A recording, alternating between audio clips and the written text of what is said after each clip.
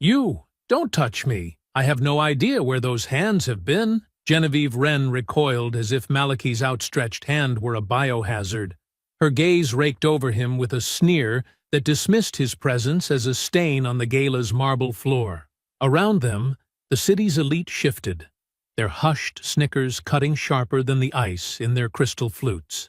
Malachi stood perfectly still, his hand still suspended in the frozen air, the heat of the insult burning against the professional mask he'd spent 20 years perfecting. He didn't flinch. He let her arrogance fill the room like poisonous gas. Genevieve turned her back, laughing to her associates about unwashed intruders ruining the evening.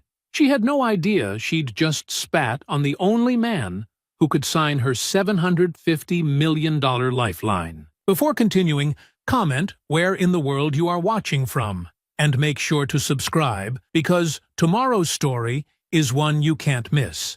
The Grand Aurora Hotel's ballroom sparkled under crystal chandeliers, a sea of designer gowns and tailored suits moving beneath the golden light. Camera flashes punctuated the air like silent lightning, capturing the city's elite as they navigated the annual charity gala with practiced ease. Malachi Voss adjusted his navy suit's cuff as he entered, his presence commanding yet understated. Years of building his empire had taught him the value of quiet observation. He noted the subtle shifts in the room, the wayward glances, the whispered conversations, the careful positioning of social climbers near the evening's perceived power centers. Across the room, Genevieve Wren held court in her fitted burgundy gown, a glass of champagne dangling from her manicured fingers. Her laugh carried across the marble floor, practiced and precise, meant to draw attention without seeming to seek it. She'd positioned herself perfectly, back to the ornate fireplace, surrounded by a carefully curated circle of board members and social allies. Ms. Wren, one of her assistants approached, speaking in low tones. The program is about to begin. Genevieve's smile tightened almost imperceptibly. She'd expected this evening to unfold according to her careful choreography. The announcement of Voss Meridian Capital's investment presented as her triumph, with the actual CEO remaining a silent partner she could manage from afar. Finding out Malachi would be the keynote speaker had thrown her off balance, though she'd never show it. Her eyes swept the room with practiced disdain, catching sight of Malachi for the first time. She took in his presence with a dismissive glance, categorizing him as either hotel staff or an unremarkable guest. The thought that he might be anyone of consequence never crossed her mind. Ladies and gentlemen, the event coordinator's voice filled the room through hidden speakers. If you would all please take your seats. The assembled crowd began to drift toward their assigned tables, crystal glasses tinkling and silk rustling. Genevieve remained standing, still holding court, as others seated themselves around her. She'd chosen this table carefully, closest to the stage, where everyone could see her reaction to what she assumed would be the announcement of her company's salvation. It is my distinct pleasure, the coordinator continued, to introduce our surprise keynote benefactor for this evening. A man whose vision has transformed our city's infrastructure, whose investment strategies have revitalized countless communities. Genevieve's smile remained fixed, but her fingers tightened around her champagne stem. Please welcome the CEO of Voss Meridian Capital, Mr. Malachi Voss. The applause that followed was genuine, but Genevieve's hands remained still. Her eyes widened slightly as Malachi rose from his table and made his way toward the stage. Several board members at her table shifted uncomfortably, watching her reaction from the corners of their eyes. Before ascending to the podium, Malachi paused near Genevieve's table. His approach was measured, professional, carrying the quiet confidence of someone who had earned every step of his success. He extended his hand, a gesture of basic professional courtesy. The moment stretched like pulled glass. Genevieve looked at his offered hand, as if he'd presented her with something unclean. Her upper lip curled slightly, and then came the words that seemed to freeze the air itself. "You! Don't touch me!" The sound carried just far enough to reach nearby tables. A nervous titter rose from several guests. Others suddenly found their water glasses fascinating. A photographer's camera clicked rapidly, capturing the moment in high-definition clarity. Genevieve's face shifted quickly, adding a brittle smile that did nothing to mask her initial reaction. "Personal boundaries," she murmured, loud enough to be heard, as if that explained everything. Throughout it all, Malachi's expression remained perfectly composed. His eyes, however, took in everything: the smirks, the averted gazes, the uncomfortable shifts in chairs. He noted the faces of those who laughed and those who looked away in shame. He registered the quick glances between board members, the raised eyebrows of socialites, the sudden interest from the press photographers. The silence in their immediate vicinity grew heavier, spreading outward like ripples in still water. Genevieve's smile remained fixed, but uncertainty had begun creeping into her eyes. Something in Malachi's calm felt suddenly dangerous, though she couldn't say why. With deliberate grace, Malachi withdrew his hand. The movement was smooth, unhurried, as if her reaction was precisely what he'd expected. Without a word, he turned toward the stage, leaving Genevieve standing in a silence that had become deafening. The ballroom held its breath. Glasses stopped clinking. Conversations died mid-sentence. Even the photographers' cameras fell silent, as if sensing that something momentous had just occurred, though few yet understood exactly what. In that stretched moment, Genevieve's certainty began to crack. The way Malachi moved toward the stage, unbowed, unhurried, carried a weight she hadn't expected. For the first time that evening, doubt crept into her practiced poise, and she felt the uncomfortable sensation of power shifting beneath her feet. Malachi ascended the stage with measured steps, each footfall echoing through the now silent ballroom. The crystal chandeliers cast a warm glow across his composed features as he approached the podium. Behind him, the massive screens displayed the Voss Meridian Capital logo alongside the gala's charitable causes. Genevieve remained rooted near her table, her burgundy gown catching the light as she attempted to steady her expression. Her fingers clutched her champagne glass too tightly, knuckles white against the crystal stem. Around her, board members shifted in their chairs, their gazes ping-ponging between their CEO and the man she'd just insulted. "Thank you for that warm introduction," Malachi said, his voice carrying effortlessly across the room. "And my sincere gratitude to the host committee for their tireless work in supporting our city's most vulnerable communities." He paused, allowing his words to settle over the crowd. The silence felt heavier now, charged with anticipation. Several photographers had repositioned themselves, sensing something significant was about to unfold. "Before we proceed with tonight's program, I have an important announcement to make."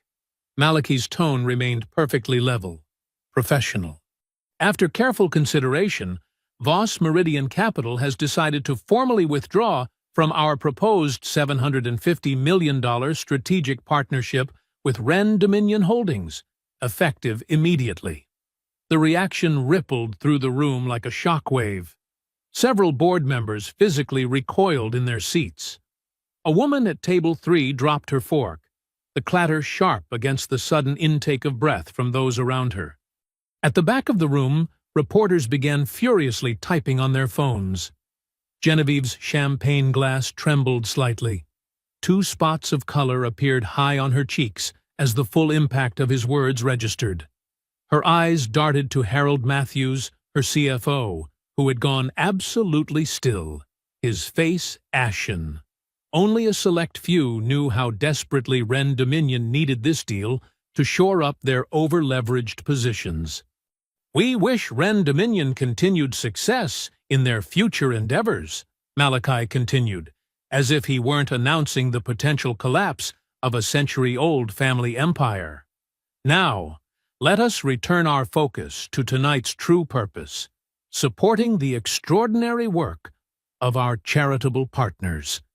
The calm in his voice made the statement devastating. He hadn't raised his voice, hadn't mentioned her behavior, hadn't needed to. The connection between her public display of contempt and this financial guillotine was impossible to miss. Genevieve moved before she could stop herself, her heels clicking against the marble floor as she headed for the stage. Several guests turned to watch her approach, their expressions a mix of morbid fascination and second-hand embarrassment. The same people who had laughed nervously at her "you" moment now studied their wine glasses with intense concentration. "Mr. Voss," she called out as he stepped away from the podium. "A word in private, please." Her voice aimed for authoritative, but landed somewhere between demanding and desperate. Malachi turned to face her, his expression unchanged. "I believe we've already had our interaction for the evening, Ms. Wren." The words were polite, but carried an unmistakable finality. "You can't just—" she started, then caught herself, aware of the dozens of eyes watching. Lowering her voice, she continued, "This is a misunderstanding. The deal is too important to both our companies to let a social misstep." "Respect," Malachi interrupted quietly, "was the minimum requirement for trust." He held her gaze for a moment longer. "You made your position clear. I'm simply honoring it." Around them, the whispers had already begun. A Reuters reporter in the corner was speaking rapidly into his phone. Two board members huddled with their heads together, gesturing urgently. The stock markets wouldn't open until morning, but the news would spread through private channels within hours. Genevieve watched helplessly as Malachi descended the stage and made his way toward the exit. Several high-profile donors who had been clustered near her table earlier now found reasons to drift away. The power dynamics in the room had shifted seismically, and everyone could feel it. "What do we do?" Harold Matthews appeared at her elbow, his voice barely above a whisper. "Without this capital—" "Shut up!" Genevieve hissed, painfully aware of the reporters still watching. The reality of her situation was crashing down around her. She had just publicly demeaned the man who held her company's future in his hands. Worse, she had done it in front of witnesses, cameras, and the exact social circle whose opinion she valued above all else. The band, reading the room poorly, chose that moment to resume playing. The melody felt jarring against the tension still thick in the air. A few couples moved hesitantly to the dance floor, more to break the awkward tableau than from any genuine desire to dance. Genevieve spun toward her chief of staff, who was already approaching with a worried expression. "Find every photographer," she ordered through clenched teeth. "Every phone, every camera angle. Lock it all down before anyone can upload that footage." Her voice shook slightly. "And get me our PR team. Now!" The chief of staff nodded and rushed off, already dialing numbers. But Genevieve could see from the active screens around the room that it was probably too late. The story was already spreading, and with it, the beginning of her downfall.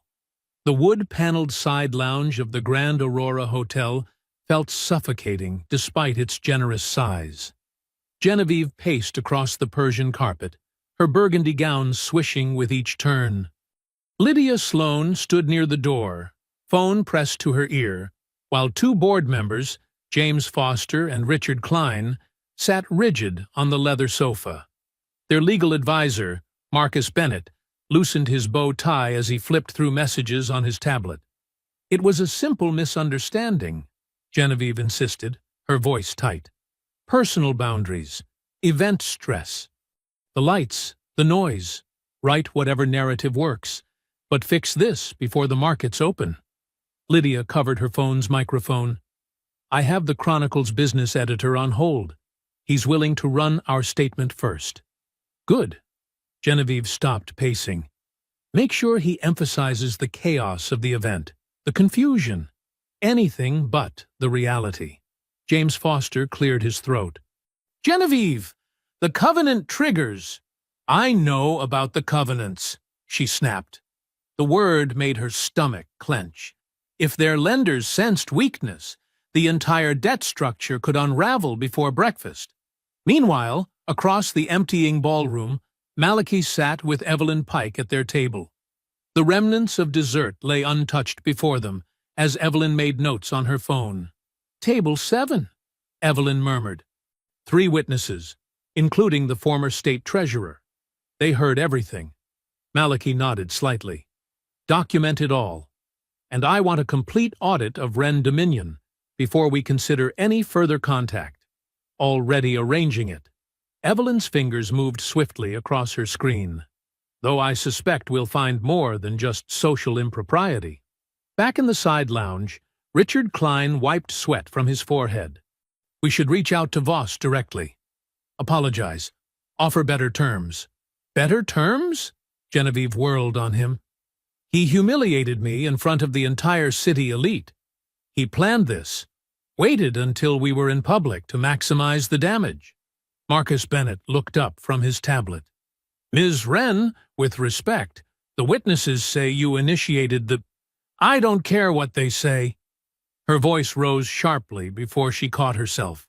Through the lounge's glass panels, she could see guests still lingering in the ballroom. Several watched the lounge with poorly concealed interest. Lydia ended her call. The Chronicle will lead with our version, but social media is already picking up chatter. We need to move fast. Contact every friendly outlet, Genevieve ordered. I want our narrative flooding the zone before anyone else can frame this. And where's my brother? Theodore should be in here helping manage this crisis. As if summoned by his name, Theodore Wren stood visible through the glass, watching from near the bar. His expression carried years of accumulated resentment. When their eyes met, he raised his whiskey glass in a mock toast, his contempt obvious. Genevieve turned away, her hands shaking slightly. Get legal on the phone. I want to know every option for pressuring Voss to retract that announcement. Pressure him? James Foster's voice cracked. He just withdrew $750 million of vital financing. We should be begging, not threatening. I don't beg, Genevieve hissed, especially not to someone who— She cut herself off, but the unfinished sentiment hung in the air. Richard Klein stood abruptly. I need to call my broker. If this hits the morning news the way I think it will— Sit down, Genevieve commanded. Nobody leaves until we have a unified response. Lydia, what's the social media situation? Lydia scrolled through her phone, frowning. It's spreading. Several guests were filming during your interaction. Delete it. Copyright claims, privacy violations, whatever it takes. Marcus Bennett shook his head. That could backfire. Make it look like we're hiding something. We are hiding something, Genevieve snapped.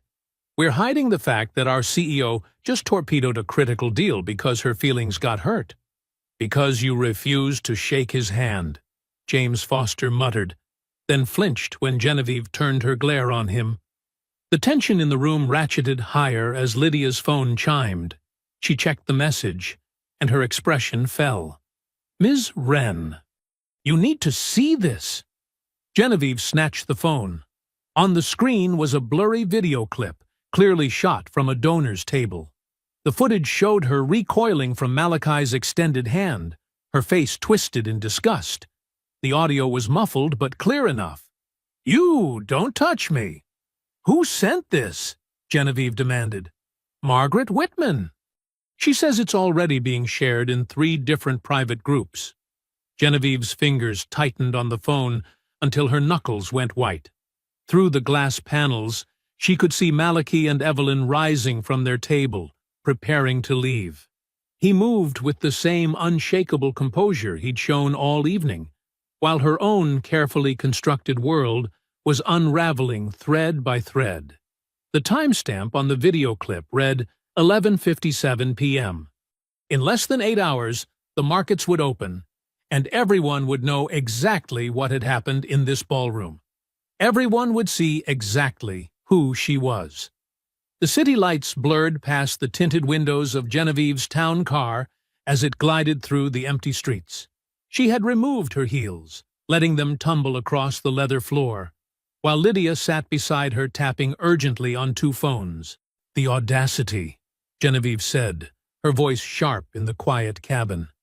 "Walking into my gala like he belonged there, like generations of carefully cultivated influence, mean nothing compared to his new money."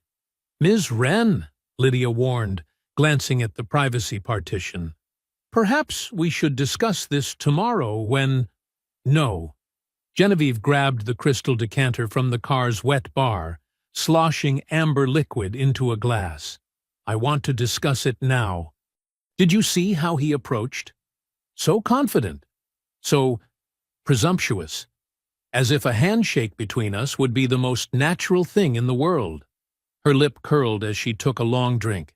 "These people think they can buy their way into rooms that took my family a century to build. They wave around their billions like it erases every other distinction." Across town, Malachi's car moved through the same night-swept streets. Evelyn sat beside him, her laptop casting a blue glow across her face as she reviewed preliminary data. "The numbers don't track," she said, frowning at her screen. "Their desperation for this deal went beyond normal market positioning. They needed our money specifically, urgently."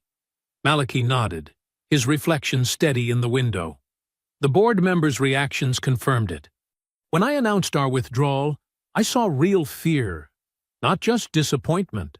Their debt structure is Byzantine," Evelyn continued. "Multiple shell companies, circular ownership patterns. It's like they were hiding something even before tonight." Back in Genevieve's car, Lydia set down both phones with deliberate care. "Ms. Wren, I need to be clear. We cannot afford any recorded statements that might inflame the situation further." "Inflame?" Genevieve laughed, a brittle sound. "I'm simply stating facts. My grandfather built half this city's skyline. My father shaped its future. Now we're supposed to pretend that anyone with sufficient funds deserves equal standing?" "The press won't see it that way," Lydia insisted. "They'll focus on the handshake, the public rejection." "Because they've lost all sense of proper order," Genevieve cut in. "When did we decide that old money and new money were identical? When did we agree that social hierarchies built over generations should bend to accommodate every ambitious outsider?" The car turned onto Park Avenue, passing darkened luxury boutiques and doorman buildings. Lydia watched Genevieve drain her glass, noting how her employer's careful public mask had cracked to reveal something colder underneath. "These spaces," Genevieve continued, gesturing at the prestigious addresses sliding past, "they mean something. They represent a legacy of influence that can't be purchased with a single transaction. Malachi Voss needs to learn where he belongs." Malachi's town car pulled up to his company's headquarters, a gleaming tower of steel and glass. In his private penthouse office, he and Evelyn immediately began coordinating with their overnight team. "Pull everything," he instructed, removing his tie as analysts' faces appeared on various screens. "Every public filing, every private document we accessed during deal preparation. I want to know exactly what we almost stepped into." Evelyn moved between workstations, directing different research streams. "Focus on their redevelopment corridor first. The displacement complaints from those neighborhoods never added up. Cross-reference all their subsidiary entities," Malachi added, "especially ones registered in the past 18 months. The office hummed with focused energy as the team dug deeper. Outside the floor-to-ceiling windows, the city sparkled below, unaware of the scrutiny being applied to one of its oldest business empires. The first red flags emerged. An analyst found irregularities in how Wren Dominion had structured ownership of several major projects. Another uncovered a pattern of shell companies that seemed designed to move liabilities off their main books. "Look at this," Evelyn said, enlarging a document on the main screen. "The redevelopment corridor. They've been using numbered entities to hide the true cost of relocating residents. The public numbers are fiction." Malachi studied the data, his expression hardening. They were going to saddle us with these liabilities. The $750 million wasn't just about expansion. It was about offloading their rot onto our books. The team worked through the night, uncovering more threads of financial deception. What had begun as a social slight now pointed toward systematic corruption. The handshake rejection wasn't just about prejudice. It revealed the arrogant assumption that Malachi could be both insulted and exploited. The evidence had mounted into something undeniable. Evelyn gathered the key findings while Malachi stood at his window, watching the first hint of dawn touch the eastern sky. "The contempt makes more sense now," he said quietly. "She thought she could humiliate me publicly because she assumed we were desperate to close this deal. She never imagined I'd walk away." Evelyn finished compiling her report, her face illuminated by the screen's glow. She sent Malachi a single, urgent message. "Do not reinstate anything. Their numbers are rotten." The first rays of sunlight pierced through Genevieve's silk curtains as her phone erupted with alerts. She fumbled for it, her head still thick from too much champagne and too little sleep. The screen blazed with notifications, market warnings, urgent messages from board members, and financial news alerts about Ren Dominion holdings. "No, no, no," she muttered, sitting up in her king-sized bed. Her burgundy gown from the gala lay crumpled on a chaise lounge, a reminder of how quickly triumph had turned to disaster. Across the city, Malachi stood in Voss Meridian's gleaming conference room, his crisp white shirt still fresh despite the sleepless night. Evelyn spread documents across the polished table, while analysts cycled through presentation screens on the wall. "The Asian markets already reacted to the news," Evelyn said, gesturing to a downward trending graph.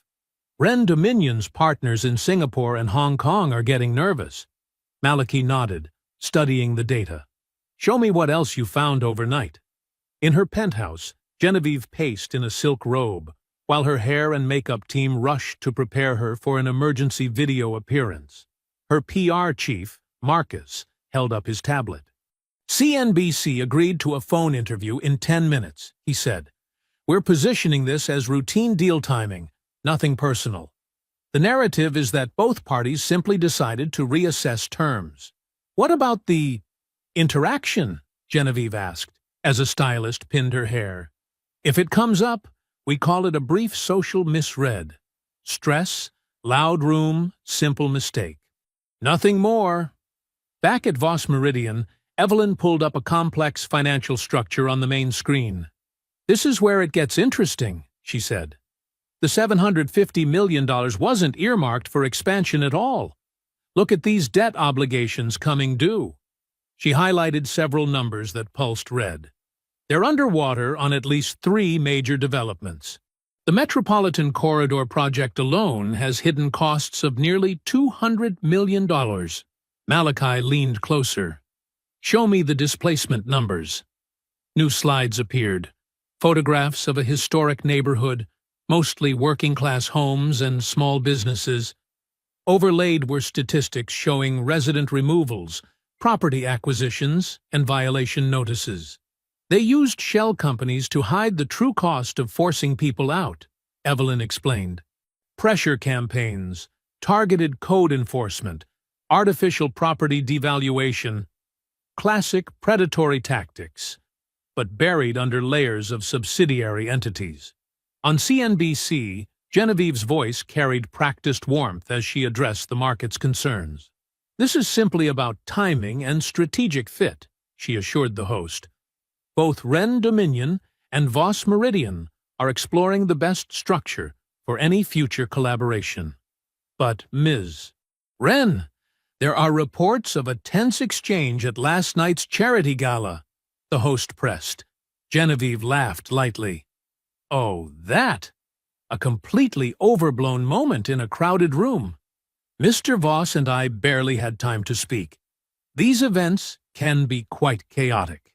In the conference room, Malachi watched her performance on mute, while another analyst presented evidence of systematic financial concealment. They needed our money to cover their positions, the analyst explained. Without the deal, they're exposed on multiple fronts. But here's the really troubling part. They were planning to shift the riskiest liabilities onto our books through the partnership structure. Evelyn pulled up the proposed agreement. If you had signed, you would have absorbed hundreds of millions in hidden obligations while they walked away clean. They weren't looking for a partner.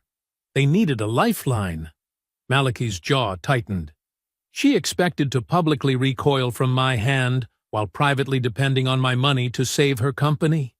Speaking of that moment, Evelyn said, opening a video file on her laptop, someone sent us another angle from the gala. The audio is clearer. The footage played, Genevieve's visible disgust, the "you, don't touch me," clearly audible. But then, as she turned away, her muttered words carried perfectly. People need to learn where they belong. Silence fell in the conference room. Malachi's expression didn't change, but his shoulders straightened almost imperceptibly. In her office at Wren Dominion Tower, Genevieve ended the CNBC interview and turned to the wall of financial screens. Red indicators dominated the displays. The stock had opened down 8% and was still falling. "Marcus," she snapped, "get me our major shareholders on the phone. We need to project stability." Her assistant, Emma, appeared at the door, face pale. "Ms. Wren, we're getting reports that Voss Meridian's team is conducting deep due diligence. They're not just focused on the gala incident." "What do you mean?" Genevieve demanded. "They're reviewing everything. All our development projects, our subsidiary structures, the Metropolitan Corridor specifically." Genevieve's carefully maintained composure cracked. She gripped her desk, manicured nails pressing into the wood. For the first time since the previous night's humiliation, real fear flickered across her face. The morning sun now streamed fully through her floor-to-ceiling windows, illuminating her designer office with unforgiving clarity. On her screens, the stock price continued its relentless decline, each tick downward bringing her closer to the truth she had tried to hide. Her contempt might cost her everything. Genevieve paced her executive office, her Louboutin heels clicking against the marble floor. The morning sun streamed through floor-to-ceiling windows, but her face was dark with fury. She stabbed at her phone's screen, ending another damage control call. "Lydia!" she barked. Her chief of staff appeared instantly. "I'm done playing nice. These people need to learn there are consequences when they challenge a Wren." "What are your orders?" Lydia asked, tablet ready. "Everyone! Call everyone!" Genevieve's voice was ice. "The Times owes us after that puff piece we arranged. Call Marcus at the Herald. His daughter's fellowship came through our foundation. And get Senator Williams's office on the line. Time to remind people who their real friends are." Within hours, the first stories appeared. A business column questioned Malachi's emotional stability in withdrawing from such a major deal. A local news site ran quotes from anonymous sources describing his pattern of theatrical grievances. "Look at this," Lydia said, showing Genevieve her tablet. "Councilman Patterson is calling for an emergency review of the East Side infrastructure contract." Genevieve's lips curved into a cold smile. Perfect. Attack his business, not just his character. Make him defend everything at once. Across town at Voss Meridian's headquarters, Malachi sat in his conference room, surrounded by concerned faces. The investor calls had started immediately. "With respect, Malachi," said James Morton, one of his earliest backers, "this is becoming a circus. The Wrens fight dirty. They always have. Why risk everything over one nasty moment?" Because it wasn't just a moment, Malachi replied. His voice was steady but firm. It was a symptom, and I won't sell my dignity back to someone who thinks they can purchase it after treating me like dirt. Another investor leaned forward. Nobody's saying what she did was right, but we have 3 other deals closing this quarter. The longer this drags out, then pull your money, Malachi said simply. I'll understand. But I'm not backing down. After the investors left, Evelyn entered with a stack of files. They're scared, she said. But you're right to hold firm. I have a strategy. I'm listening. 2 tracks, Evelyn explained. Publicly, we say nothing. Let them throw their tantrums. Meanwhile, we build our case methodically. I've already found some interesting patterns in their SEC filings. Malachi nodded. What kind of patterns? The kind that make their stock price look like a magic trick, Evelyn said. Numbers that don't add up. Projects that exist mainly on paper. And their debt structure? She shook her head. It's a house of cards. So, the $750 million wasn't just expansion capital, Malachi said. They needed a lifeline. Exactly. And speaking of inside information, Evelyn lowered her voice. Theodore Wren reached out through back channels. Says he wants to talk. Malachi's eyebrows rose. Genevieve's brother? The one she pushed out of operations? The same. He says he has information, but he'll only share if we're serious about taking her down completely. No half measures. It could be a trap, Malachi said. She might be using him to bait us into something illegal. Maybe, Evelyn agreed, but he sounded genuine and bitter. Said something about years of humiliation at her hands. Malachi stood and walked to his office window, looking out over the city. The same skyline he'd worked decades to help build. He thought about the phone calls he'd gotten that morning, not just from investors, but from other CEOs. Some supportive, some worried, some carefully neutral. All watching to see if someone could finally stand up to the Wren machine. You know what bothers me most, he said finally. It's not just what she did. It's that she assumed she could do it without consequences. That's not arrogance. That's experience. She's done this before, to people who couldn't fight back. So what's your call on Theodore?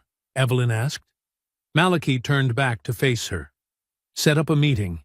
Somewhere private, but not suspicious. Tonight, if possible. I'll arrange it, Evelyn said. But we should be prepared for anything. Agreed.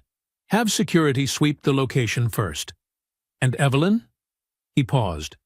Thank you for standing with me on this. Always, she replied simply.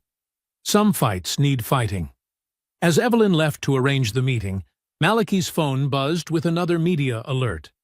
A prominent columnist was now suggesting that certain CEOs were weaponizing grievance at the expense of working people's pensions.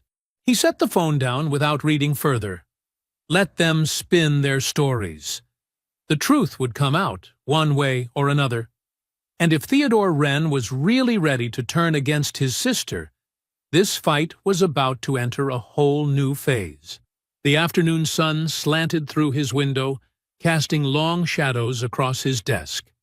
In a few hours, he would meet Theodore and discover whether family betrayal would be his key to exposing the truth or a carefully laid trap. Until then, there was work to be done. At 8 o'clock that evening, Malachi and Evelyn sat in a private dining room at Le Petit Jardin, a discreet French restaurant far from the city's power corridors. Security had swept the space an hour earlier. Now they waited, watching Theodore Wren fidget with his water glass. He looked nothing like his polished sister. Where Genevieve cultivated an image of effortless sophistication, Theodore's expensive suit hung loosely on his frame, his tie slightly crooked. His eyes darted around the room. I appreciate you meeting so quickly, Theodore said, but we need to be careful. Genevieve has eyes everywhere. We've taken precautions, Evelyn assured him. The staff is discreet, and we have counter-surveillance in place. Malachi studied Theodore's nervous movements. Why come forward now? Because she finally went too far. Theodore's hand trembled as he reached for his water. That gala wasn't just about you. It was about her whole pattern, thinking she can crush anyone who questions her. Across town, in a private room at the Capitol Club, Genevieve held court at an emergency board dinner. Crystal glasses clinked as she worked her charm on the directors, her voice smooth as aged whiskey. "This whole situation has been blown completely out of proportion," she said, gesturing elegantly. Mr. Voss clearly misinterpreted a simple moment of social anxiety on my part. Back at Le Petit Jardin, Theodore's bitter story spilled out. "She pushed me out 3 years ago. I was chief financial officer. Our father's wish before he died. But I started asking questions about the books." "What kind of questions?" Evelyn pressed. "Shell companies. Dozens of them." Theodore pulled out his phone, showing them a complex chart. "See these entities? They're empty boxes that hold debt. When investors or partners look at Wren Dominion's books, they don't see the full liability structure." Malachi leaned forward. "That's why she needed our deal." Theodore nodded.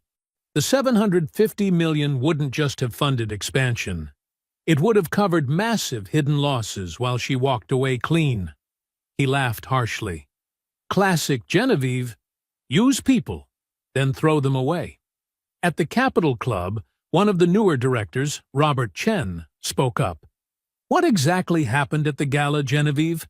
There are different versions circulating." Genevieve's smile never wavered. "Oh, it was nothing, really. I was feeling overwhelmed. You know how these events can be." Mr. Voss approached rather suddenly, and I reacted poorly to the unexpected contact. A simple misunderstanding that he's chosen to inflate into something it wasn't. The lie rolled off her tongue with practiced ease. Several directors nodded sympathetically. Back in the private dining room, Theodore revealed more documents on his tablet. "Look at the Harrison Street redevelopment project. On paper, it's all proper real estate transactions, but look closer." Evelyn studied the files. "These purchase prices are well below market value." "Because she squeezed them out," Theodore said bitterly. "Elderly homeowners, small churches, family businesses, all faced sudden code violations, tax reassessments, denied permits, until selling became their only option." "You have proof of this?" Malachi asked. "Emails, meeting minutes, internal memos discussing which properties to pressure first." Theodore's hands shook slightly. "I kept everything. I knew someday she'd go too far." Evelyn compared the documents to her own research. "The patterns match what we found. But this gives us the internal view we were missing." At the Capitol Club, Genevieve finished her performance. The directors seemed reassured, though a few still looked uncertain. As the dinner wound down, she checked her phone. No response from Theodore to any of her messages all day. Her practiced smile slipped for just a moment. She knew her brother's silences. This one felt dangerous. "Lydia!" she called sharply to her chief of staff. "Have you heard from my brother?" "No, Miss Wren. His phone goes straight to voicemail." Genevieve's perfectly manicured nails dug into her palm. "Find him. Now." Back at Le Petit Jardin, Malachi studied Theodore carefully. "Why should we trust you? This could be a trap." "Because I hate what she's become," Theodore said, his voice raw. "Our father built something real. She turned it into a shell game." He paused. "I'm not pretending to be noble. I want her to fall. But everything I've shown you is real." As the clock approached 10, Genevieve stood in her penthouse office, staring out at the city lights. Her reflection showed a face tight with fury. "Lydia!" she snapped into her phone. "I want him found before sunrise. Whatever he has, whatever he's shared, destroy it. All of it. Understood?" "Yes, Ms. Wren." "And Lydia?" When you find him. She let the threat hang unfinished. In the private dining room, Theodore gathered his documents. There's more, but this should be enough to start. Just, he hesitated. Be careful. When Genevieve realizes I've turned, she'll strike hard. Malachi nodded. We'll move quickly. Thank you for coming forward. As they prepared to leave, Evelyn's phone buzzed. She checked it and gave Malachi a significant look. Genevieve's board dinner just ended. She's already looking for Theodore. Then we need to work fast, Malachi said. The moment she confirms his betrayal, she'll try to discredit everything he's given us. They left through separate exits, disappearing into the night as the city's power players positioned themselves for the next day's battles. The war of reputations was about to become a war of evidence. The morning sun hadn't yet burned through the haze when Malachi's car pulled into Harrison Street. Empty storefronts lined one side, their windows covered with weathered "Coming Soon" signs bearing Ren Dominion's logo. On the other side, a few stubborn holdouts remained. A small church, a corner store, scattered homes with worn but tidy yards. Evelyn and Naomi Vale stepped out behind him. Naomi adjusted her recorder and notebook, while Evelyn reviewed Theodore's documents one last time. Start with Mrs. Washington, Evelyn said. Theodore flagged her case specifically. They found Sarah Washington on her front porch, a proud woman in her 70s who'd lived in the same house for 40 years. Her walls needed paint, and her steps sagged, but potted flowers still brightened every window. 3 generations grew up in this house, Mrs. Washington said, serving them coffee in chipped cups. Then last year, suddenly everything's wrong with it. Code violations every week. Tax reassessments. Even got cited for those flowers, if you can believe it. She spread documentation across her kitchen table. Violation notices, inspection reports, threatening letters from Ren Dominion's attorneys. They offered to buy, of course. Half what it's worth. Mrs. Washington's voice hardened. When I refused, they said they'd condemn it. Take it anyway. Naomi photographed each document while Evelyn noted dates and reference numbers. Malachi watched Mrs. Washington's hands shake as she stacked the papers. I saw you on the news, she said suddenly, looking at Malachi. That fancy party where that rich lady wouldn't shake your hand. Made me laugh. She treats you like that in public. Imagine how she treats folks like us, when nobody's watching. Down the street, they found Reverend Marcus at First Baptist. The small church had served the community for 60 years. Now scaffolding covered its facade, and yellow warning tape blocked the front steps. They said our building was structurally unsound, he explained, showing them through a side door. Demanded immediate repairs we couldn't afford. When we applied for restoration grants, suddenly no one would work with us. Inside, sunshine streamed through stained glass onto empty pews. The structure felt solid, peaceful. Our engineer found nothing wrong, Reverend Marcus continued, but Ren Dominion's inspectors kept coming back. Each time, new violations, new costs, new pressure to sell. As they talked, a sleek town car pulled up outside. 2 men in expensive suits approached elderly residents across the street, folders in hand. Genevieve's people, Evelyn muttered, already trying to contain this. They watched through the church windows as one elderly couple accepted papers with trembling hands. The men's smiles never reached their eyes. At noon, they met James Chen, whose family had run Golden Gate Market for 30 years.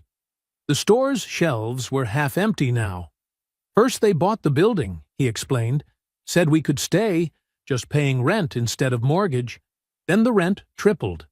When we struggled, they offered to buy our business license, said they'd relocate us to a better location. The new spot was 10 miles away. His teenage daughter worked the register, pretending not to listen. But her shoulders tensed with each word. You know what hurt most? James continued. We served their construction crews every day. Those workers loved our food. But to the company, we were just an inconvenience. Throughout the afternoon, they gathered more stories. A retired teacher whose property taxes mysteriously doubled. A young mother whose rental building lost heat for weeks after her neighbors organized against displacement. A barbershop owner who found his licenses suddenly under review after speaking at a community meeting. Each story connected directly to Theodore's documents, the shell companies, the hidden pressure campaigns, the systematic dismantling of community resistance. "Look at these dates," Naomi said, spreading her notes. Every time someone refused to sell, violations started within days, the patterns unmistakable. Near sunset, they visited one last home.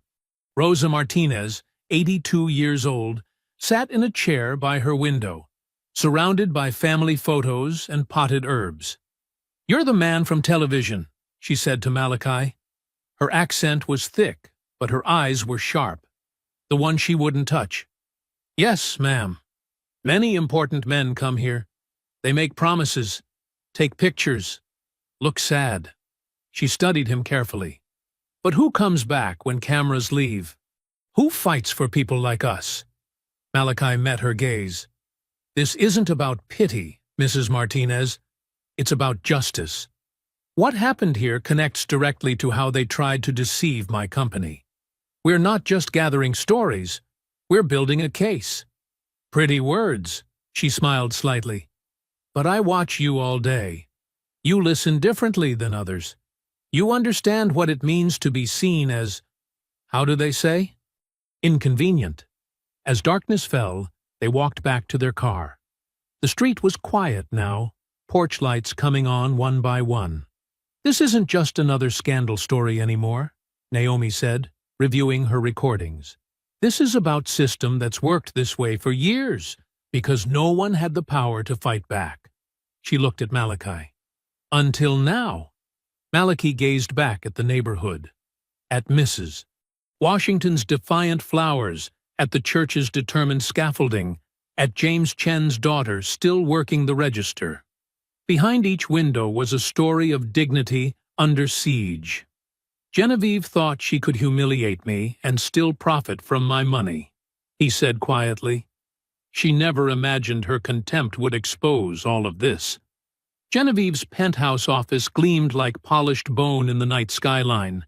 She sat behind her desk, flanked by Martin Shore, her most trusted legal advisor, and Derek Walsh, a political consultant known for making problems disappear. "The redevelopment corridor is our weakness," Martin said, spreading photos from Malachi's neighborhood visit across her desk. "If he connects those displacement stories to the gala footage, then we destroy his credibility before he can make the connection stick." Genevieve's manicured nails drummed against her desk. "What do we have?" Derek adjusted his wire-rimmed glasses. "The Voss family runs several charitable organizations. Most are standard fare. Scholarships, youth programs, community grants. But there's one interesting thread. The Voss Education Foundation, chaired by his sister, Althea. The retired judge?" Genevieve leaned forward. "Yes. They process millions in scholarship funds annually. Complex financials, multiple donor streams, lots of regulatory requirements." Derek smiled thinly. "Perfect for raising questions, even if there are no real answers." Genevieve's eyes lit up. "Make the call." Across town, Malachi's driver pulled into his driveway. The house lights were on, unusual at this hour. He found Althea in his study, reading through foundation documents at his desk. "You look tired, little brother," she said without looking up. Malachi loosened his tie. "Long day gathering stories in the redevelopment zone. Families forced out, businesses squeezed dry. And now Genevieve Wren is coming after the foundation." That stopped him. "What?" Althea handed him a letter. "Regulatory inquiry citing anonymous concerns about our scholarship administration. They want 10 years of records by next week." Malachi's hands tightened on the paper. She's targeting family now. Did you expect anything less? Althea finally looked up. Her eyes, so like their mother's, held steel. Women like her count on one thing, that decent people will choose dignity so carefully they never hit back hard enough to matter. The foundation helps hundreds of students, and every one of them will be fine. Althea rose, straightening her jacket with the same precision she'd once adjusted her judge's robes. We've run a clean shop for 15 years. Let them look. Malachi paced the study. This isn't about finding anything real. She's trying to taint the family name, make me look vindictive. Of course she is. Althea's voice cut through his anger. She's faster at manipulation because she has no limits. The question is, what are you prepared to do about it? His phone buzzed. Evelyn Pike. Marcus Turner is wavering, she said without preamble. The risk compliance officer who confirmed the shell companies? Genevieve's people got to him. He's talking about clarifying his statement. Malachi exhaled slowly. How bad? The facts are still strong, but public perception is sliding her way. She's painting you as an aggressor, herself as a victim of misunderstanding. If Turner flips, we lose credibility on the financial fraud angle, Malachi finished. Althea watched him closely. Remember what Dad used to say? Sometimes you have to choose between looking dignified and being effective. Malachi stared out at the city lights. The same skyline that had once seemed full of possibility now felt like a web of power protecting its own. He thought of Mrs. Washington's shaking hands, of James Chen's daughter at the register, of Rosa Martinez asking who would return when cameras left. His phone buzzed again. Naomi Vale. I can break this wide open, she said. Her voice thrummed with controlled excitement. Theodore's documents, the displacement patterns, the shell companies, all of it. But I need one more source inside Ren Dominion to corroborate the internal timeline. Someone who can verify when Genevieve knew about the hidden liabilities. How long? Stories ready to run. But I need that source by tomorrow, or the whole thing falls apart. After he hung up, Althea touched his shoulder. You're thinking like a businessman. Think like a judge for a moment. What's the real crime here? Beyond the insult? The fraud? The displacement? No. Althea shook her head. The real crime is that she believes she can do all of this. Humiliate you. Abuse those families. Attack our foundation. And still end up winning, because that's how the system works. She believes there are no consequences for people like her. Through the window, Malachi could see the Ren Dominion Tower piercing the night sky like a blade. In its shadow lay all those neighborhoods, all those lives treated as inconvenient to progress. So, what do you suggest? He asked quietly. Stop trying to win with perfect dignity, Althea said. Start fighting to change the system that lets her treat people this way, even if it gets messy. His phone lit up with another update. More press coverage questioning his motives, more investors getting nervous, more pressure to let it go. But beneath the noise, he heard Mrs. Martinez's voice. Who fights for people like us? The answer would have to come by dawn. Naomi Vale's newsroom hummed with careful energy. Spread across her desk, documents traced the web of Ren Dominion's deceptions. Shell company records, displaced resident testimonies, internal emails exposing years of calculated abuse. Her producer hovered nearby, watching the clock. Theodore Wren's statement is solid, Naomi said, tapping her keyboard. He's naming names, dates, specific board meetings where Genevieve concealed liabilities. Her phone lit up. Another source. A social media clip from the gala rehearsal was gaining traction, showing Genevieve's practiced disdain before she ever met Malachi. Comments flooded in, many from prominent donors questioning their associations with Ren Dominion. At Voss Meridian, Evelyn paced Malachi's office. 3 major foundations have suspended joint projects with Genevieve since morning. Her board called an emergency session. "Any word from Marcus Turner?" Malachi asked. "Still shaky, but Theodore's evidence makes his testimony less critical now." Evelyn checked her phone. The stock is down 12%. Investors are spooked. For the first time in days, momentum seemed to shift. By early afternoon, 2 board members had called Malachi directly, asking uncomfortable questions about what else might emerge. Social circles that once protected Genevieve began stepping carefully away. Theodore arrived at Naomi's office, impeccably dressed, but nervous. "Let's finish this," he said, settling in to record his official statement.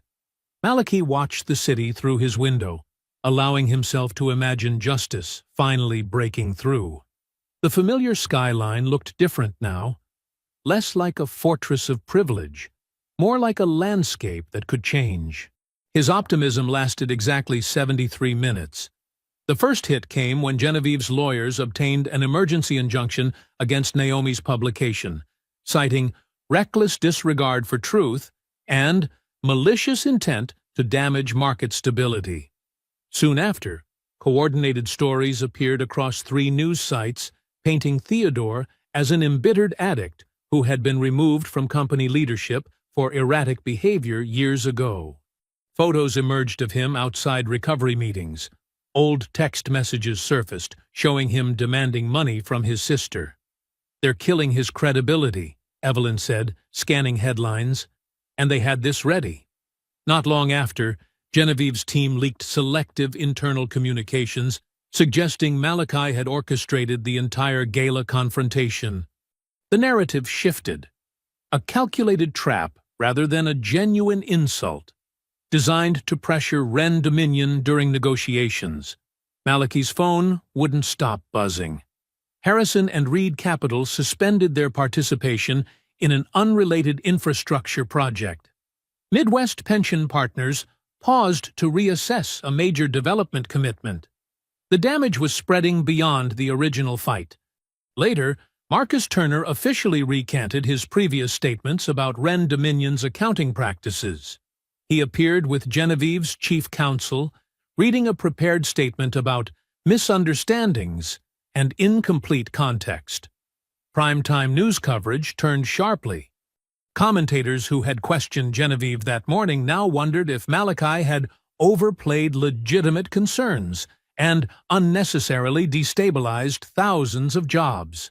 "They're not even arguing whether she insulted you anymore," Evelyn said bitterly.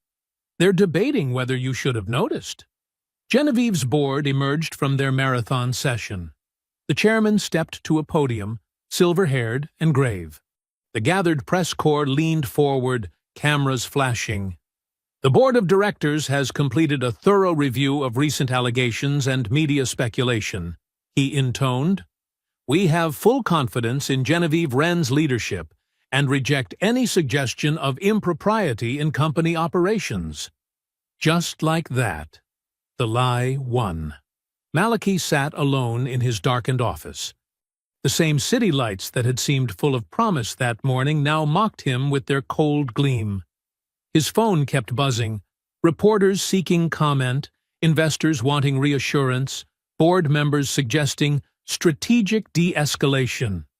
He let them go unanswered. On his desk, the stack of resident testimonies from the redevelopment zone seemed to accuse him. "Mrs." Washington's trembling voice echoed in his memory. "People like us don't usually get second chances to fight back." The skyline stretched before him, a glittering monument to power protecting its own. Somewhere in that forest of towers, Genevieve was probably celebrating, secure in her belief that money and influence could bury any truth, erase any insult, crush any opposition. His computer pinged with another news alert. "Markets steady as Wren Dominion weathers leadership challenge." The story quoted analysts praising Genevieve's steady response to unprecedented pressure. The night pressed against his windows. Each unanswered call felt like another crack in the foundation he'd spent decades building. Not just his fight against Genevieve now, but his entire company's stability seemed to waver. Near midnight, the cleaning crew's vacuum hummed in distant hallways. The sound somehow emphasized his isolation. Every apparent victory of the morning had crumbled into defeat by nightfall. Every fact had been twisted, every witness compromised, every truth buried under the weight of Genevieve's practiced lies. The darker city stared back at him, unchanged and unyielding, as his phone slowly went silent. The office felt different after midnight. Shadows pooled in corners where confidence had lived that morning. Malachi stood at his window, tie loosened, while Evelyn slumped in a leather chair nearby, both too drained to leave, but too restless to rest. "Harrison and Reed's withdrawal hits our Phoenix project hard," Evelyn said, rubbing her eyes. "We need to notify the contractors by morning." Malachi nodded heavily. The collateral damage was spreading beyond his fight with Genevieve. Real people, his people, would feel the impact of suspended projects and nervous investors. The door opened, bringing warm light from the hallway. Althea entered, carrying a cardboard tray with 3 large coffees. Her presence filled the room with quiet strength, the kind that came from decades of watching justice move at its own pace. "You both look terrible," she said, setting down the coffees. "But at least you're still standing." "Barely," Evelyn replied, reaching gratefully for a cup. Genevieve's board backing her publicly was the final blow. The market believes her now. Malachi turned from the window. "We have to consider a strategic retreat.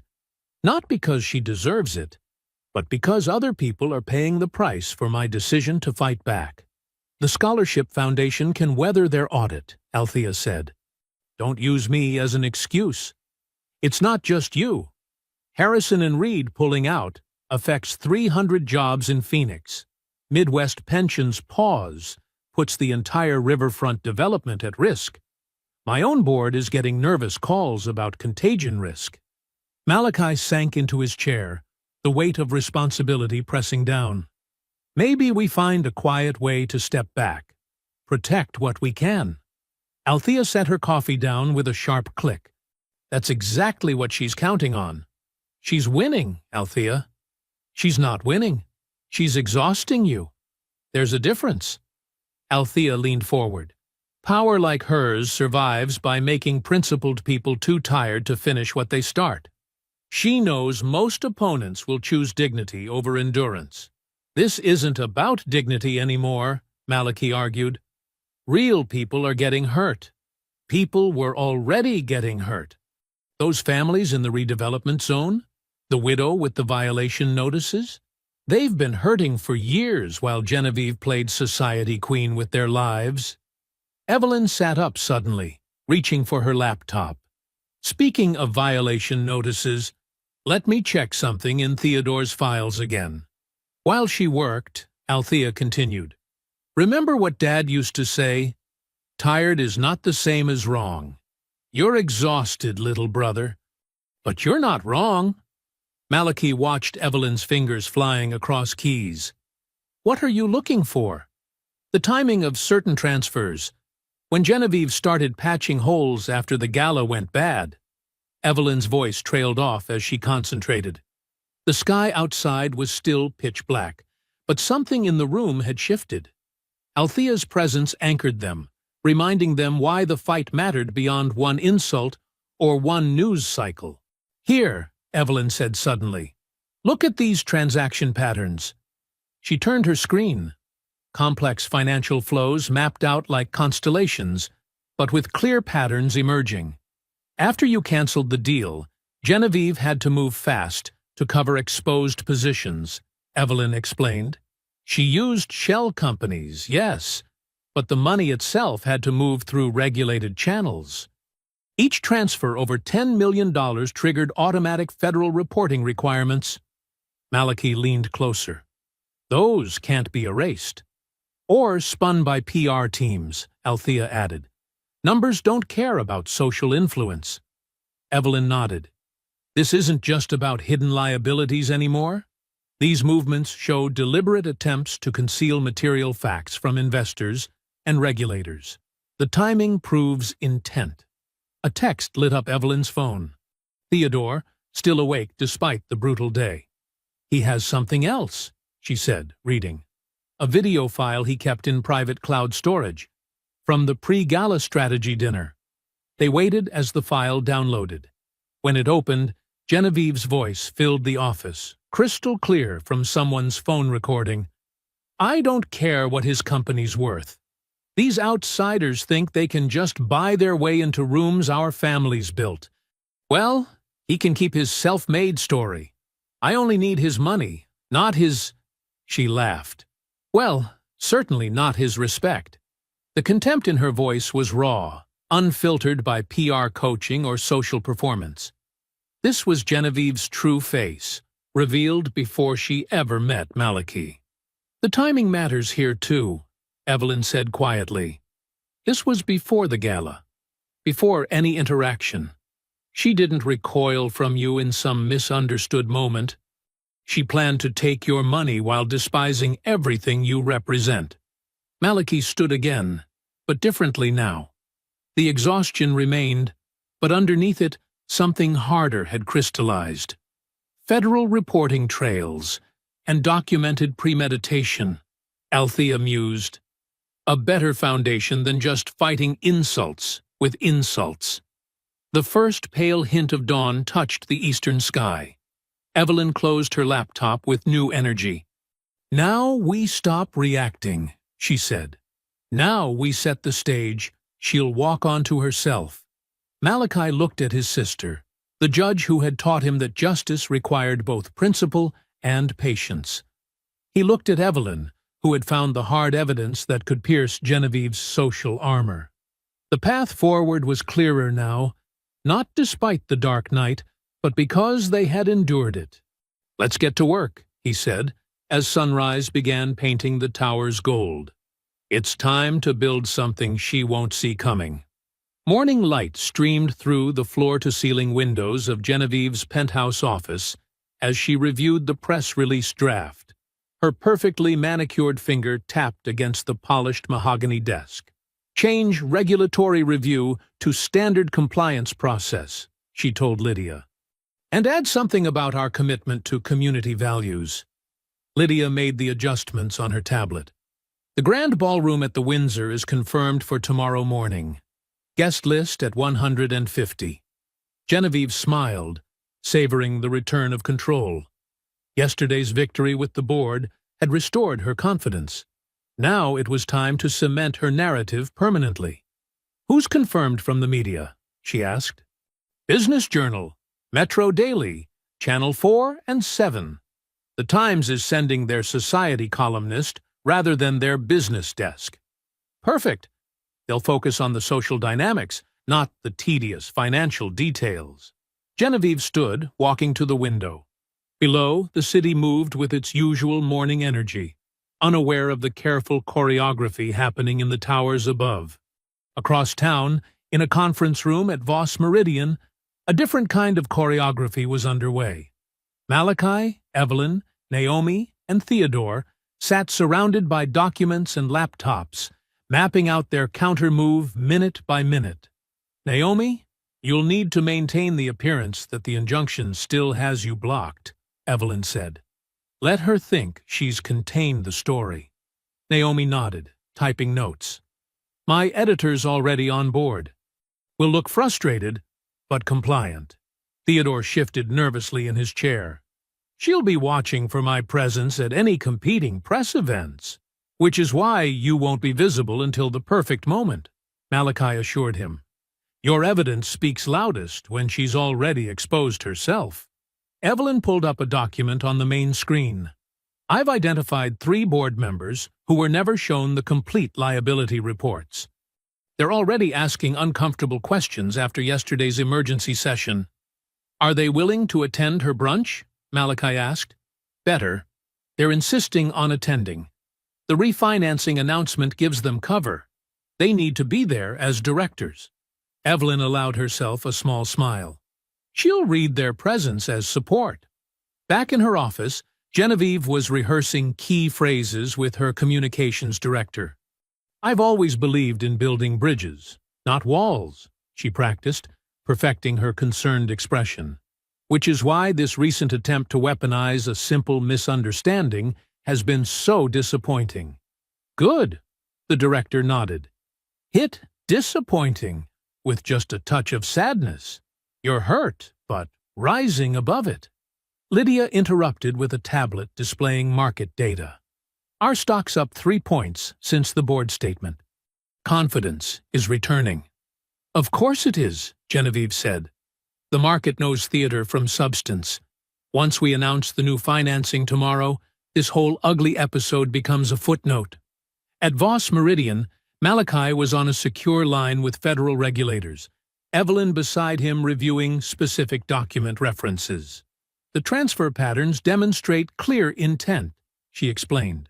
"Each movement over 10 million triggered reporting requirements, creating an documented trail of concealment." The regulatory official's voice was measured but interested. "And you can connect this directly to material misrepresentation?" "The timing aligns perfectly with their public disclosures. We've highlighted the relevant sections. We'll have observers present," the official confirmed. "Quietly, for now." Malachi ended the call and turned to Naomi. "How are we doing with the residents?" Reverend Matthews confirmed. So did Mrs. Henderson, the widow from the violation case. 3 other families, too. They understand the importance of being there in person. Theodore checked his phone. Genevieve just posted another statement through the corporate account. "She's doubling down on painting you as aggressive and reckless." "Good," Malachi said. "Let her build the stage. We'll show her what real recklessness looks like."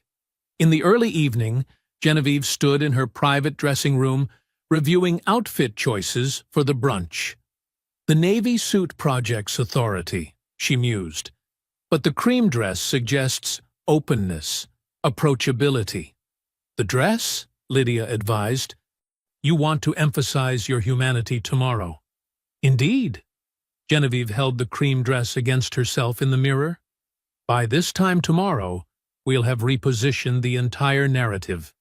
Malachi Voss will be revealed as an opportunist who tried to exploit social tensions for financial gain." "Speaking of Voss," Lydia checked her phone. "His office just RSVP'd for tomorrow." Genevieve's smile widened. "Perfect. He thinks showing up projects confidence, but he'll only demonstrate his poor judgment. Again." As night fell, the final invitations went out across the city. In his home office, Malachi confirmed his attendance with a simple yes. He set down his phone and looked at the skyline, thinking of all the people, from displaced residents to federal regulators, who would arrive tomorrow without appearing on Genevieve's careful guest list. "She just doesn't learn," Evelyn said, reviewing last-minute details with him. "She really believes she can smile her way through this." "She believes power protects itself," Malachi replied. "She's about to discover what happens when it doesn't." The grand ballroom at the Windsor Hotel gleamed with morning light streaming through tall windows. Crystal chandeliers cast prismatic patterns across pressed white tablecloths, where mimosas waited alongside delicate pastries. Camera crews adjusted their equipment, while society photographers captured the arriving guests. Board members, financial journalists, and civic leaders all dressed for what they expected to be a triumphant return. Genevieve stood in a private anteroom, making final adjustments to her cream-colored dress. "Timing on the refinancing announcement?" she asked Lydia. 20 minutes into your remarks. Gives the morning shows enough lead time for their business segments." A soft knock at the door. 5 minutes, Ms. Wren." Genevieve took a final look in the mirror, her expression perfectly calibrated between strength and approachability. Time to remind everyone who really runs this city. She entered the ballroom to enthusiastic applause, moving through the crowd with practiced grace. Every handshake and air kiss reflected years of social choreography. She reached the podium as the room settled. Cameras focused on her carefully composed smile. "Good morning," she began, her voice warm and measured. "Thank you all for coming today. Recent weeks have reminded me why leadership requires both vision and resilience." She paused, letting her expression suggest dignified hurt. "When misunderstandings are weaponized for personal advantage, we must rise above emotion and remember what truly matters. The thousands of jobs, families, and communities that depend on stable business leadership." Approving murmurs rippled through the audience. Several board members nodded, pleased with her tone. "That's why I'm especially grateful." Genevieve stopped mid-sentence as movement near the entrance caught her attention. Malachi Voss entered, perfectly tailored in charcoal gray, with Evelyn Pike beside him. Behind them came Naomi Vale, Theodore, and, Genevieve's breath caught, several elderly residents she recognized from the redevelopment corridor. She recovered quickly. "As I was saying, I'm grateful for this opportunity to share exciting news about Wren Dominion's future. I believe," Malachi's voice carried clearly across the room, "that future requires some context about the present." He moved forward, Evelyn and Naomi flanking him with tablets and folders ready. Genevieve gripped the podium. "This is a private corporate event." "Security! Your board members might want to see this first," Naomi said, already distributing documents to key directors. Federal filing records showing systematic concealment of liabilities through shell entities. The room's energy shifted as papers rustled and whispers spread. Evelyn stepped forward, her voice precise and devastating. The proposed $750 million deal wasn't about expansion. It was structured to offload hidden debt while maintaining existing management control. She highlighted specific transfers on the main presentation screen. Each movement over $10 million created a federal reporting trail. The pattern demonstrates clear intent to deceive. Genevieve forced a laugh. "These are complex financial arrangements being misrepresented by your own internal documents," Theodore interrupted, standing now among shocked board members. "The same documents you kept from half the board while pushing for rapid approval of the Voss Meridian deal." Camera flashes intensified. Reporters who'd come expecting a routine corporate announcement suddenly found themselves covering something very different.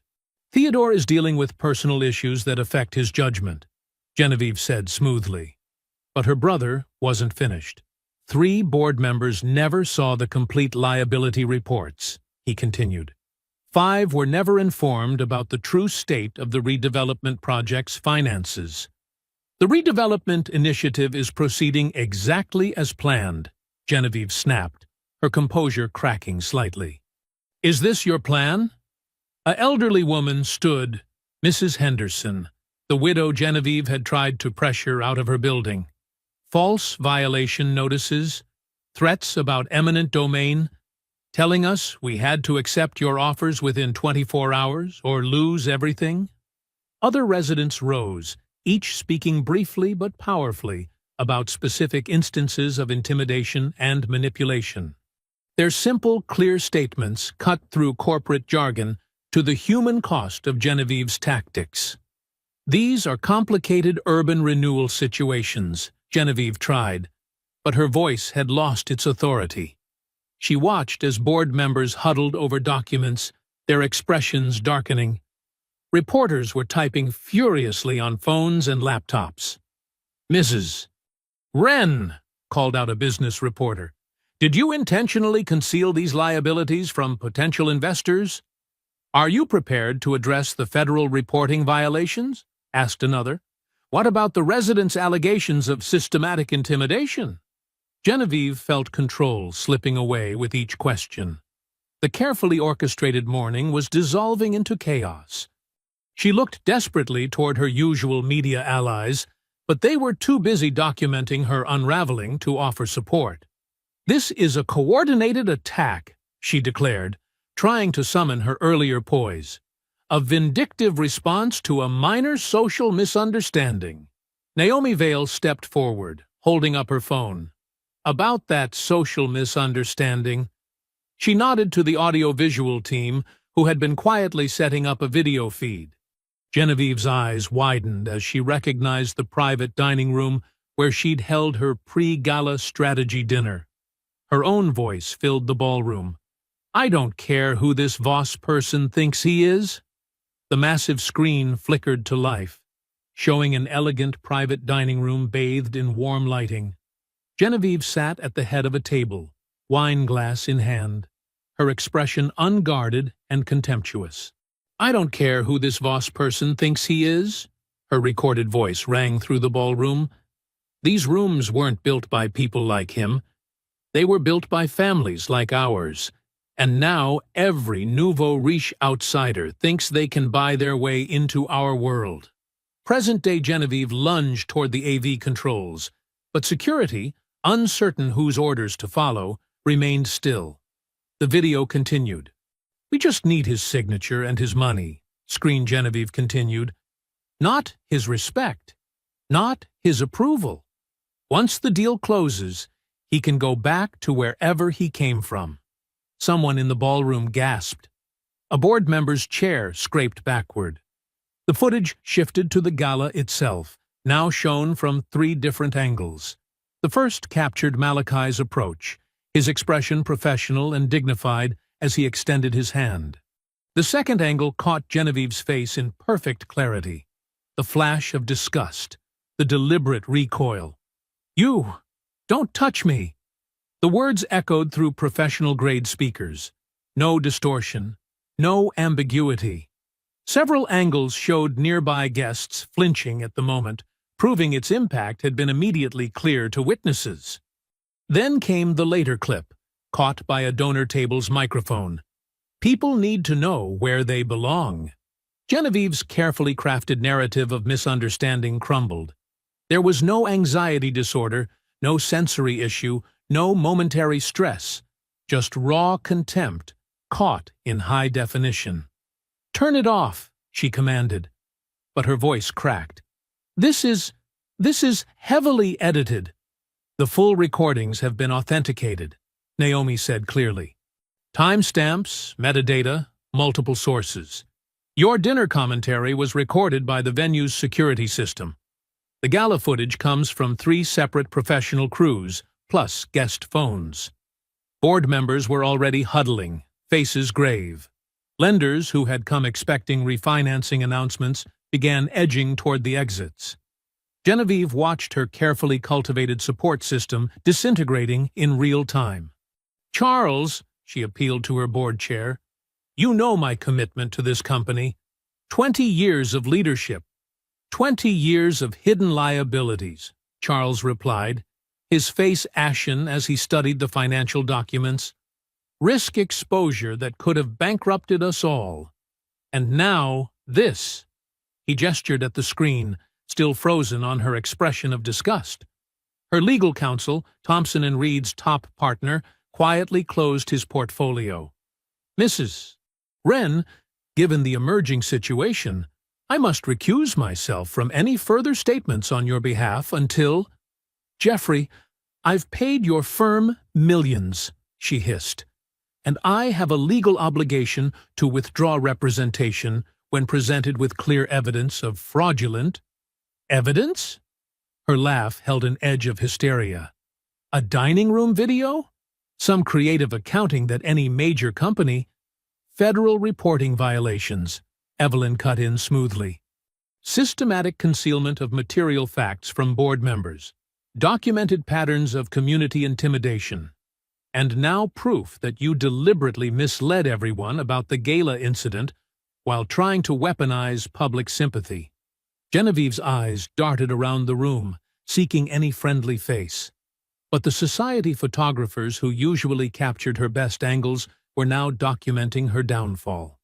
Former allies studied their phones intently, avoiding eye contact. In desperation, she moved toward Malachi, lowering her voice. "We should discuss this privately. Man to man, leader to leader." "No," His response was calm but carrying. You chose public humiliation. You'll receive public consequences.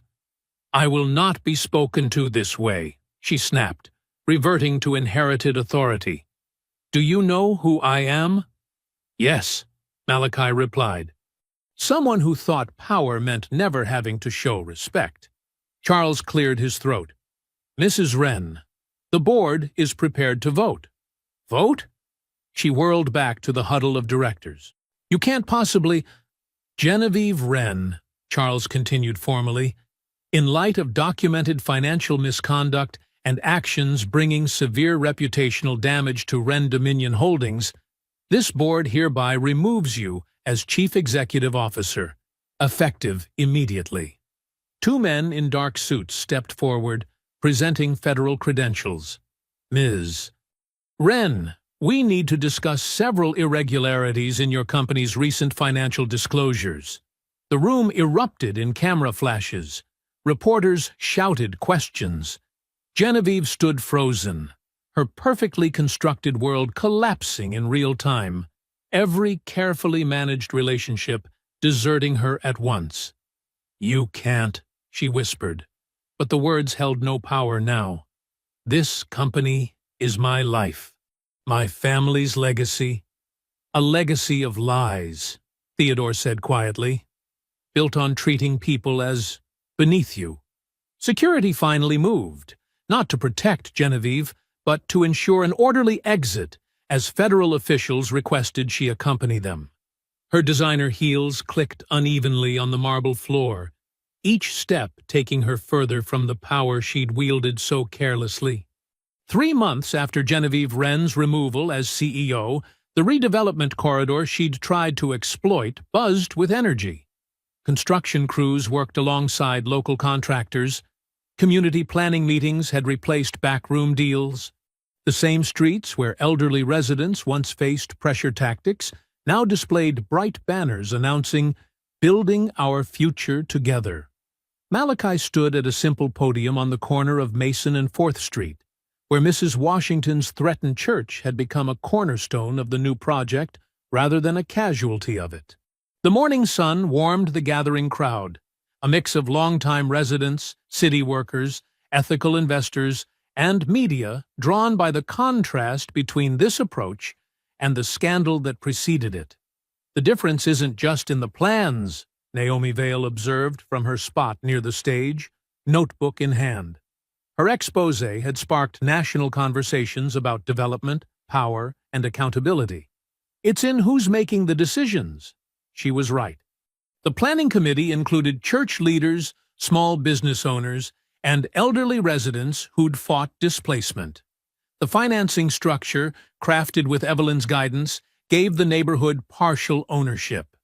Construction jobs went first to local workers. Evelyn Pike herself had become a sought-after voice on corporate reform, turning down lucrative board seats to focus on restructuring predatory deals. The money was always here, she told a documentary crew filming the event.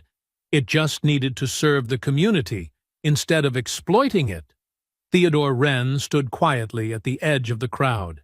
His testimony had helped unravel his sister's schemes, though he carried his own regrets for years of enabling her.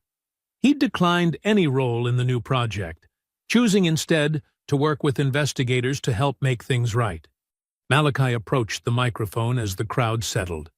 Behind him, architectural renderings showed affordable housing integrated with renovated historic structures, small business incubators, community spaces, a future built on respect rather than removal. 3 months ago, he began, this corridor represented everything wrong with development. Secret deals, hidden pressures, people treated as obstacles rather than partners. He paused, letting the contrast sink in. Today, we're showing a different way forward. Mrs. Washington, the church elder who'd first shown him the human cost of Genevieve's tactics, nodded from her seat in the front row. Her dignity had never needed anyone's permission. The Wren Dominion approach failed, Malachi continued. Not just legally, but morally. They thought power meant never having to listen, never having to respect, never having to treat people as equals deserving of basic dignity. The crowd murmured in agreement. Everyone knew about Genevieve's very public disgrace. The gala footage had become a symbol of entitled arrogance. She now faced federal proceedings without her usual shields of wealth and social connection. Her contemptuous, "You don't touch me," lived on as a warning about the cost of treating people as beneath notice. But Maliki didn't dwell on her downfall. This wasn't about revenge. It was about restoration. "This project belongs to you," he told the gathered residents. "Your voices shaped it. Your knowledge improved it. Your values guide it. And your community will share in its success." He gestured to the construction site where local crews had already begun work. Every job created here prioritizes neighborhood hiring. Every small business space includes protections for existing shops. Every housing unit comes with affordability guarantees backed by transparent oversight. Evelyn stepped forward to explain the ownership structure that gave residents actual equity, not just promises. Naomi shared how similar communities across the country were studying this model. City council members who'd once backed Genevieve now praised the new approach, though Mrs. Washington's knowing smile suggested she hadn't forgotten their previous positions. "This isn't charity," Malachi emphasized. "It's partnership. It's respect made visible through action. It's proof that development can serve people rather than displace them." The applause felt different from the polite golf claps of charity galas. This was the sound of genuine hope, of dignity recognized, of justice taking tangible form. As the formal presentation ended, Maliki moved through the crowd, shaking hands with residents, contractors, and community leaders. Each gesture carried the weight of contrast. These weren't the reluctant handshakes of people seeking favors in elite spaces. They were exchanges between equals working toward shared goals in the open air. Mrs. Washington caught his eye as he reached her row. "You know," she said with a slight smile, "when you first came here, I wondered if you were just another suit making promises. But you showed up again. You listened. You put respect into action." Maliki clasped her offered hand warmly. Around them, people were already gathering for the next planning session, their voices confident and engaged. The summer sun lit the scene with natural clarity, so different from the artificial glow of chandeliers where Genevieve had once performed power. The handshakes continued, each one a quiet revolution against the idea that worth came from exclusion.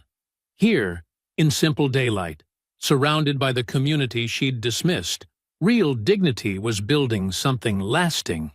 If you enjoyed the story, leave a like to support my channel and subscribe so that you do not miss out on the next one. On the screen, I have picked 2 special stories just for you. Have a wonderful day.